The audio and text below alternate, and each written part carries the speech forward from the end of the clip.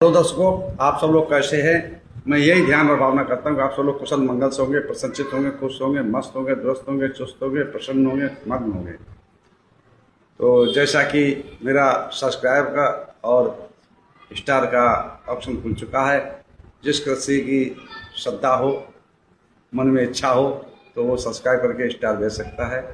तो जैसा कि मैं हर रोज़ कहता हूँ, फॉलो सब्सक्राइब करो न करो ये तो आपकी मर्जी है, पर ध्यान लगाकर, चित्त लगाकर, मन लगाकर, दिमाग लगाकर, माइंड लगाकर सुनते रहो, बस यही हमारी अर्जी है, बस यही हमारी अर्जी है, बस यही हमारी अर्जी है। तो मित्रों, जैसा कि हम लोग दंपति की गाथाओं का पाठ चल रहा है, तो आज जो है दंपति की गाथा है 260 और 261 और मल वर्ग की, वो धम्मठ वर्ग की है, धम्मठ वर्ग की है 5वीं और 6वीं। दंपति गाथाएं हैं 260 261। दंपति गाथाएं हैं 260 261 और धम्मठ वर्ग की है 5th और 6th। तो इन गाथाओं को तथागत सम्यक संबुद्ध ने किस उद्देश्य पर, किस कारण, किसको लक्ष्य बनाकर, किस जगह पर, किस स्थान पर उपदेशित किया। चलते हैं उस कथा की तरफ, उस व्यथा की तरफ, इस स्थान की तरफ, उस जगह की तरफ, उस कारण की तरफ। एवं मे सुतंग एकंग समयंग भगवा सावथियंग बिहरती जेत बने अनाथ पिंड कश्य आराम। ऐसा मैंने सुना, एक समय तथागत सम्यक संबुद्ध श्रावस्ती के अनाथ पिंडक द्वारा बनाए हुए जेतमना नाम में बिहर रहे थे। उस समय के वाक्य है, उस समय घटना है, उस समय कहानी है कि वर्षावास समापन पे जब पवाना होता है वार की पूर्णिमा को, तो वर्षावास समापन होता है। वर्षावास समाप्त करने के पश्चात 30 भिक्खु जो थे वो कहीं दूसरी जगह वर्षावास कर रहे थे, किसी बिहार में। वहां से वो आते हैं भगवान बुद्ध के दर्शनार्थ, दर्शन करने के लिए। तो जिस समय वो पहुंचते तथागत सम्यक संबुद्ध के पास और पांचांग प्रणाम करते हैं और वंदना करते हैं, तथागत सम्यक संबुद्ध हर तरीके से, जैसे कोई नया भिक्खु कोई आता था तो पूछते थे, कुशल क्षेम पूछते थे, हालचाल पूछते थे, कैसे वर्षावास रहा, कैसे सुख से तो बीता, ध्यान भावना सुख से तो लगी, अच्छी तरह से हुआ, पूछा।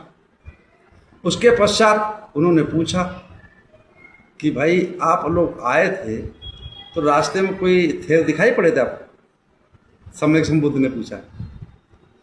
तो 300 भिक्खु जो बोलने लगे कि नहीं गुरुजी, भंते जी, मैंने किसी थेर को तो नहीं देखा, एक श्रामणेर जा रहा था।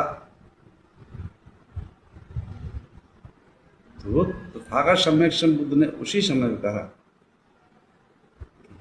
आप किसको कह रहे हो? अरे ये छोटा बालक था, श्रामणेर था।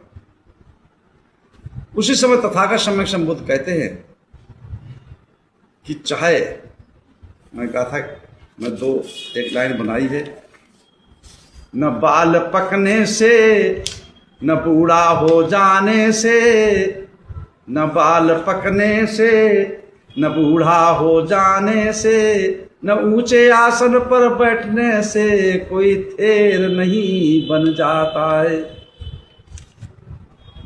न बाल पकने से, न बूढ़ा हो जाने से, न ऊंचे आसन पर बैठने से कोई थेर नहीं हो जाता है।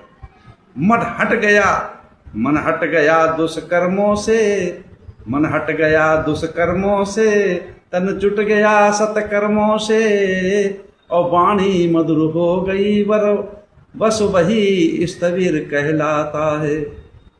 और वाणी मधुर हो गई बस वही स्थविर कहलाता है। तथागत सम्यक संबुद्ध ने समझाया कि चाहे किसी व्यक्ति के बाल पक जाएं, सफेद हो जाएं, पूरा सर सफेद हो जाए, व्हाइट हो जाए, है ना, तो इससे वो थेर नहीं बन जाता। बूढ़ा हो जाया उससे भी थेर या स्थिर नहीं हो जाता है ना।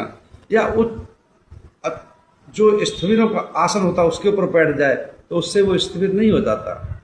स्थिर कब होता है? जो 4 आर सत्यों को भली भांति परख लेता है, जान लेता है, समझ लेता है, अपने माइंड में उतार लेता है और उस मार्ग पर चल देता है। मन की चंचलता चली जाती है, न किसी की चाहत, न किसी छूटना, कोई मतलब नहीं रह जाता, न किसी चीज बनाना न बिगाड़ना। जिसकी वाणी सत्कर्म में लग जाए, मन के विचार सत्कर्म में लग जाए, वाणी मधुर हो जाए और तन से शुद्ध सदाचार का जीवन जीने लगे, करने लगे, वो ही स्थविर कहलाता है, थेर कहलाता है। उसी समय तथागत सम्यक संबुद्ध ने इन 2 गाथाओं को उपदेशित किया। क्या कहा है? न तेन थेरो सो होती, न तेन थेरो सो होती, एनस्य पलितं शिरो, परिपक्को वयो तस्य मेघजिन्नोति बुच्यति। सिर के बाल पक जाने से कोई थेर नहीं हो जाता, केवल उसकी आय परिपक्व हो गई और बूढ़ा हो गया तो वह तो तुच्छ वृद्ध है, मतलब तुच्छ वृद्ध है, वो स्थिर नहीं हो जाता। दूसरी गाथा हम क्या कहते हैं? तथागत सम्यक संबुद्ध, यम्मि सच्चंच धम्मोचा, यम्मि संचंच धम्मोचा, अहिंसा संयमो दमो, सबे बंतमलो धीरो थेरोति पबुच्यति। जिसमें सत्य, धर्म, अहिंसा, संयम और दमन है, दमन का मतलब समझते हैं? जिसने अपने राग, द्वेष, मोह, ईर्षा, खिंचाव, तनाव, बेचैनी, विचिंता, लोभ, लालच, इनको सबको दमन कर दिया है ना, वही विगतमल, वीर और थेर कहा जाता है। जिसने अपने मन के दुष्कर्मों को,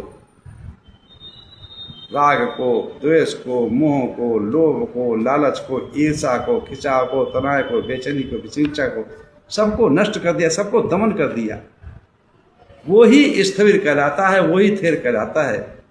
बाकी कोई बूढ़ा होने से नहीं, किसी की बाल पकने से नहीं, अच्छे आसन पर, स्तरों वाले आसन बैठने से कोई स्थविर नहीं हो जाता है। इस शिक्षा मैं अपनी वाणी विराम देता हूँ। आप सब लोग मंगल हो, कल्याण हो, सुखी जीवन हो, निरोगी काया हो, दुख दूर हो जाए, सुख से वास करो, हमेशा प्रसन्नचित्त रहो। आप सब लोग मंगल हो, मंगल हो, मंगल हो।